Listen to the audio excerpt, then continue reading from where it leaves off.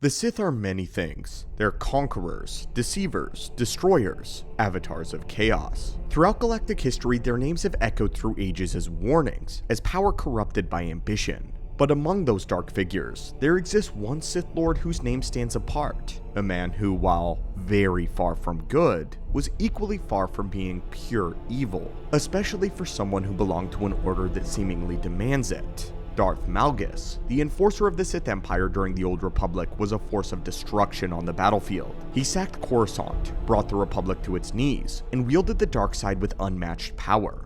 Yet, behind his devastating conquests lay a deep code of honor. Malgus possessed a unique philosophy for a Sith, one that elevated him above the petty betrayals and selfish greed of others. Today, we will dive into the life and the ethics of Darth Malgus, a Sith who believed in progress above all. He was a conqueror, but one who sought the success of a greater cause rather than for personal gain.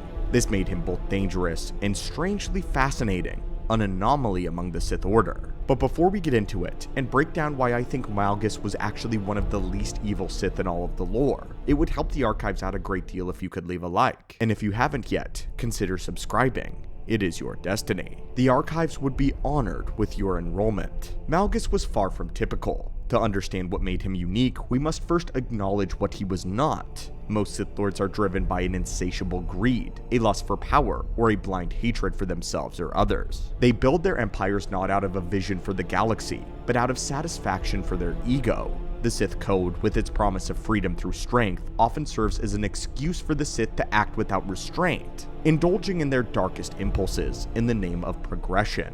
Malgus, however, stood apart from this. Darth Malgus did not see the Sith as a means for an excuse for personal indulgence, but as a mechanism for galactic progress. Malgus believed in the Empire, not because it gave him power, but because he saw it as the galaxy's inevitable and rightful future. Where other Sith used the dark side to tear down, to dominate for themselves, Malgus truthfully wielded it with purpose. He was ruthless, but his actions were calculated, aimed at advancing the cause of a stronger, unified galaxy. This perspective made him rare. It also made him dangerous though, not because he was the most evil, but because he was one of the most focused. But Malgus also had a different code, one beyond the Sith, a code of honor. One that elevated him above the treachery and backstabbing that is so common for the Sith Empire. First and foremost, Malgus respected strength. To him, the galaxy was not about light or dark, strict binaries, good or evil. It was about one's power and their merit. Those who demonstrated courage and skill earned his respect, whether they were his enemies or his allies, Jedi or Sith. He judged individuals not by their allegiance, their species, or their status, but by their abilities. This set him apart from the rest of the galaxy, a galaxy divided by prejudice and politics. Malgus didn't believe in these things inherently. He believed in progress being the ultimate. Malgus' sense of honor even extended into combat. He often despised cowardice and treachery, even among his own kind. In the sacking of Coruscant for a brief moment, Malgus even considered turning his blade against his fellow Sith warriors. He believed that they too needed to be purged from the galaxy, but of course not before the Jedi. Malgus valued direct confrontation. He saw the battlefield as a sacred place where strength could be proven without the need for deceit. He called the battlefield his instrument. Unlike many Sith, who thrived on manipulation and betrayal, Malgus believed in victory through power and superior strategy. But this code was not born out of compassion, it was born of pragmatism. Malgus believed the Sith Empire could only succeed if they rejected the infighting and chaos that defined it. To Malgus, betrayal weakened the Sith, and he held this fellow Sith in contempt for their inability to prioritize the greater good over petty ambitions. The dark side is often associated with corruption and excess, with its users succumbing to their own emotions and desires. But Malgus was different. His connection to the dark side was pure. Not pure in the sense of morality, but in its disciplined application. He channeled his anger and passion into direct power, but he did not let these emotions control him as it does many other Sith. While other Sith are consumed by their hatred, Malgus used his hatred as a tool. His mastery of the dark side wasn't about indulgence or destruction for its own sake. It was about achieving results. In that way, Malgus stood as a stark contrast to the chaotic, self-destructive nature of many Sith.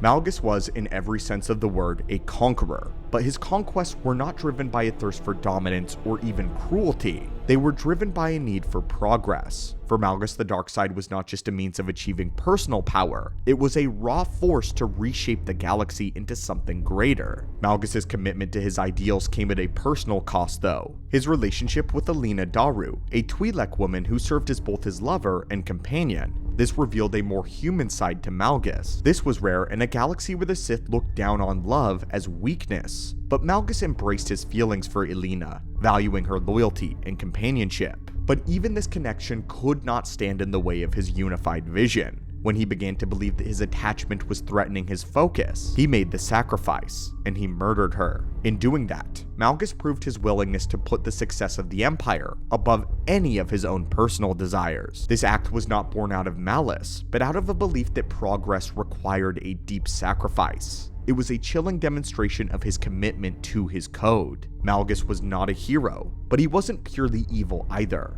He was a man who believed in the strength of the Empire above all else, even at the expense of his own heart. So did he grow beyond good or evil? His philosophy was one of pragmatism and of meritocracy. Malgus rejected the binary notions of good or evil defined by the Jedi and the Sith. To Malgus, they were distractions of a true goal, the creation of a stronger galaxy. He said that the Jedi clung to their rigid moral code, the Sith wallowed in selfish ambition. But Malgus stood apart as a figure of purpose. He saw the galaxy's flaws. He sought to correct them, not for personal gain, but for the greater good of the Empire. To Malgus, the ends justified the means, even if those means involved war, death, and destruction. To Malgus, at least he believed war was fair, or at least the battlefield was fair. This is what made him unique. Malgus was not a hero. He has committed countless atrocities in the name of his empire, but he was also not the mindless monster that so many Sith became. Malgus was in between,